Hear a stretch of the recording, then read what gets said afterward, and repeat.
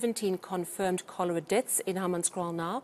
And of course, warnings about water quality in the area have been ignored or half-heartedly followed up.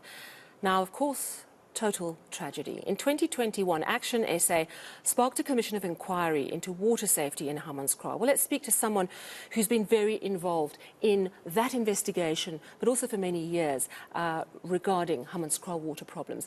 Coetzee is an ASA member. In March, he was appointed a member of Tshwane's mayoral committee for economic development and spatial planning. He's a former DA ward councillor, but he resigned from that party in frustration over a lack of service delivery. Thank you so much for joining us this evening. It's so important that we understand the context of what's been going on, and I understand that you have been banging on about this for many, many years. Talk to me about when you first became aware that there was a serious problem with the way the water was being managed at Rooiwal.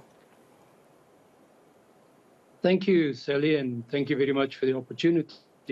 I was elected duly as a councillor in 2011.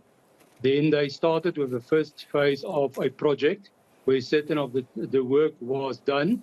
But from about 2016, the problems really started occurring.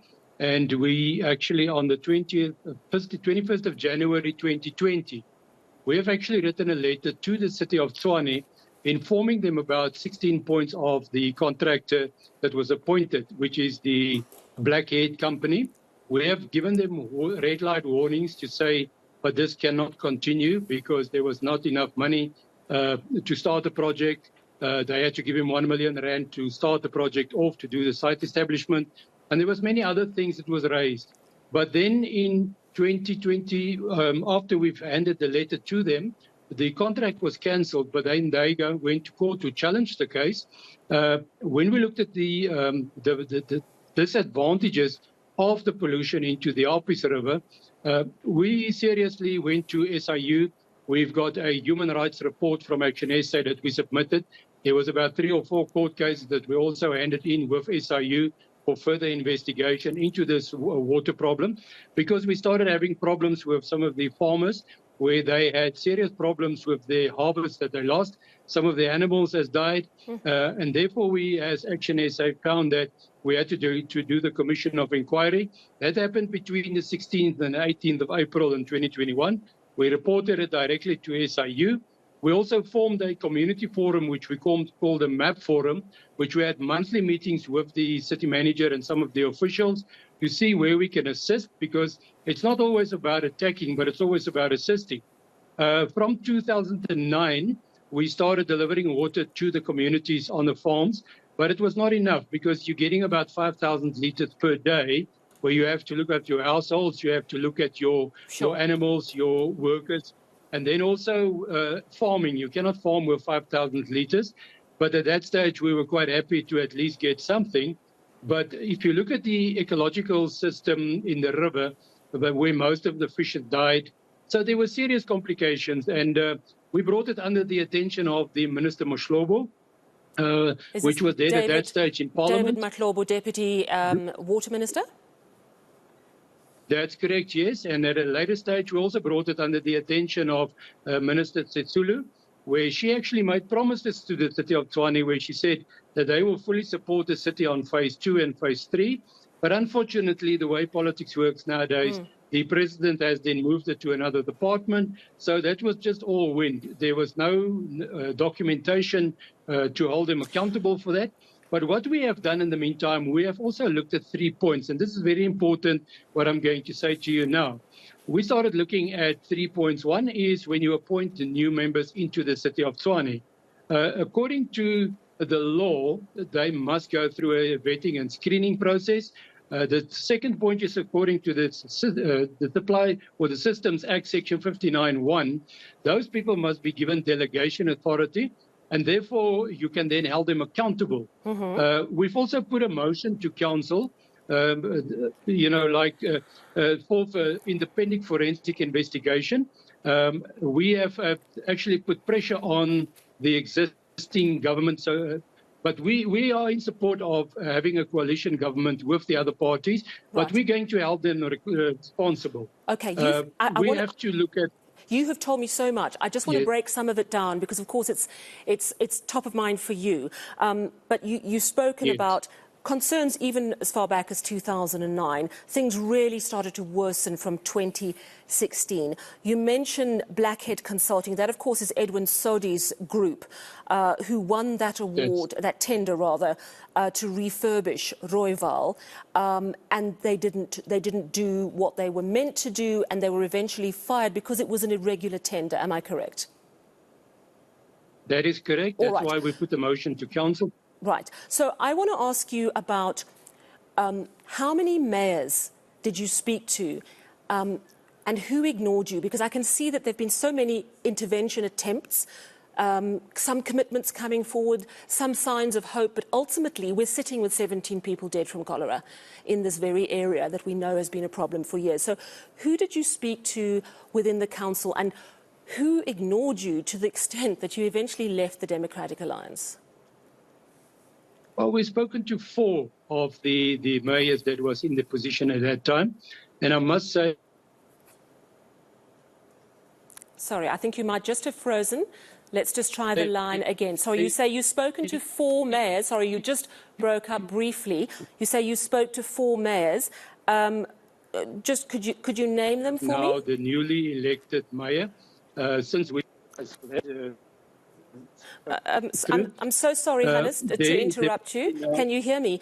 Your line broke up completely. As soon as you said 4 mayors, I was hoping you'd tell me which mayors you spoke to, and if you could just start from that point. Which are the mayors that you spoke to? Well, we spoke to Stevens Mogalapa, Solomon Zamanga, Randall Williams. At that stage, Abelka was the MMC, Philip Nell was the MMC. We had the 2 ministers, like I said, Mashlobo, as well as the Sithulu. And then also the human rights lawyers was there, all the different stakeholders. We had community members. So this was brought under so many people. There was even on 50/50, one of the television programs, where they made certain interventions to say, we need to look at this seriously. But with the new coalition government, I think we've put a plan of action on the table. And I think the 450 million that was given to us now, I think there will definitely be some changes made, but the investigations will still continue on Blackhead. Yeah, I think it's absolutely crucial, as we heard the mayor. Just for clarity, we were just chatting to Pule about that 450 million. The mayor earlier was saying, we need to pass this budget so we can put that money forward. Has that money now become available, or because of the EFF ANC walkout, is there still doubt about whether that money can be sent to Rooiwal? Well, if the coalition partners are standing together, we've got the votes. We can pass the budget towards the end of June, because the 450 million will be split up over a period of 3 years.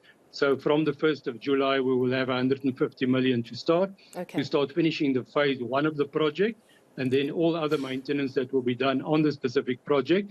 So we actually want to thank the Mayor Brink for listening to us. And also, like I said, in the coalition, we are there to agree to support them and to make sure that the community... Yeah, I just want to jump in, because I cannot even begin to imagine how frustrated you must have been over the years with so many broken promises. Why do you think it wasn't dealt with properly? What do you think was at the heart of the lack of proper action? Well, if I can be honest with you, I think there was political pressure from the government that is in charge at this moment, which is the ANC. And there was also a period of time where the city of Tshwane was illegally placed under administration. So that also had an effect on the project for not completing. But the main problem with the contract that did not complete is because he left about a year before completion. And that's why it became quite a serious problem for the city of Tshwane.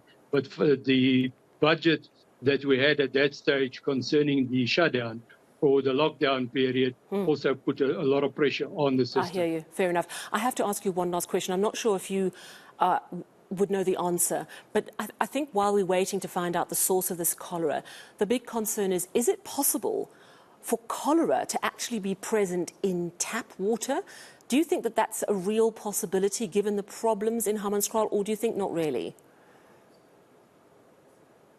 I think it depends on the purification, but it was tested that the City of Tshwane, as well as Rand Water Board and Magalies, which is the suppliers at this moment, the test was done, and it was found that there could not be any samples at this stage in the water system from the taps itself. All right. And one last question. You say you're seeing real action now and a real interest. You, of course, are with ASA, but you're working hand in hand with the DA mayor.